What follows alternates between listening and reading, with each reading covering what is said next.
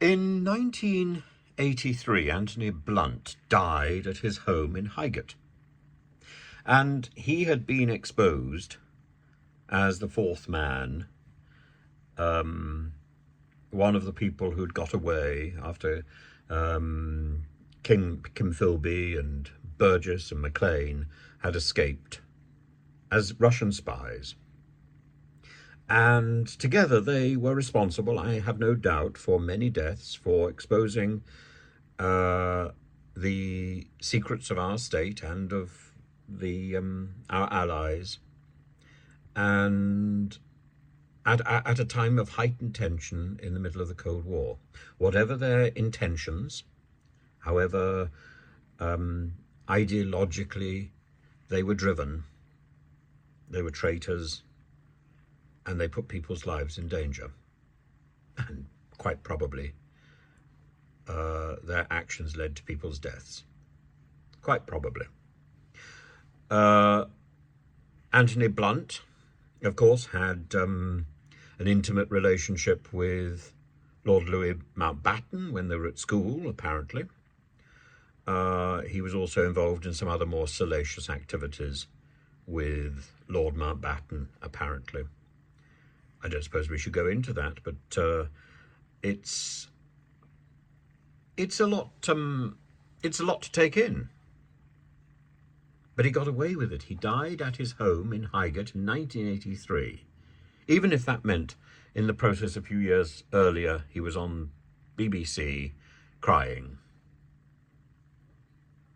Even if that means that the British Academy tried to expel him from their ranks. He was hobnobbing with the Queen and with other members of the royal family. And he was a spy, a traitor, a blackguard, and people died as a result of his activity and his ideology. It doesn't matter how much he repented, people died. And then we come to Julian Assange. Now, Julian Assange is different in a way. The Americans would have us believe that he has put lives at risk by publishing the documents that he published. Was he a spy? No. No, he was doing what he believed was journalism. He was doing pretty well what Piers Morgan tries to do, what all these Fleet Street people tried to do. Information came his way, documents were given to him, he published them. And for that he's treated worse than Anthony Blunt. With the connivance of British courts, he is treated worse than Anthony Blunt, who is somebody who we know was a spy, a traitor, and whose activities led to people's deaths, who compromised our reliability and our relationship with our allies in the face of the Cold War threat from Russia. Now, who is the more culpable? Anthony Blunt, who died at home in Highgate in 1983, or Julian Assange, who is still imprisoned in Belmarsh, whose health is ailing, and who the Americans say has compromised their state, has put lives at risk. The only thing that put lives at risk that I can see is the stupidity of American bureaucracy that allowed its documents to get out into the wider world, that didn't have proper security to protect its documentation and its spy rings. And yes, Julian Assange was foolish in publishing these things, but is this not some sort of revenge by a state that can't do its own housekeeping?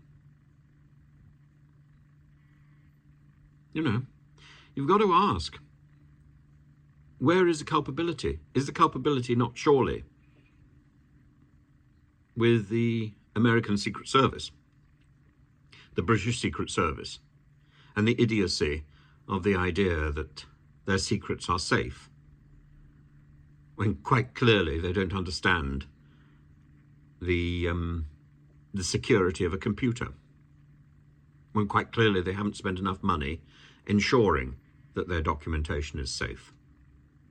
This is revenge.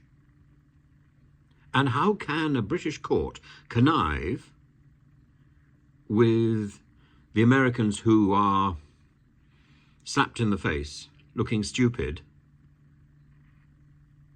when to connive would be to be utterly inconsistent? We have a principle of precedent in this country, and the precedent says if you're accused of espionage, you go home. You go home in disgrace. You cry on television. But you're not extradited to America. You cry on television. You have you have tea with the Queen. You hobnob, so to speak, with Lord Louis Mountbatten. But you don't get extradited to the United States. And you certainly don't get locked up in Belmarsh prison or hide in the Ecuadorian embassy, get hounded for doing a perfectly reasonable act of public duty, relaying and publishing documents that you were given. I think there's something wrong here. I think the precedent has gone wrong, and even to have the court case today is absurd. This should be knocked out of court. This should be dismissed out of hand, simply with reference to the way we dealt with Anthony Blunt. That is the precedent. Anthony Blunt is the precedent for Julian Assange. Julian Assange is being pursued because America looks stupid.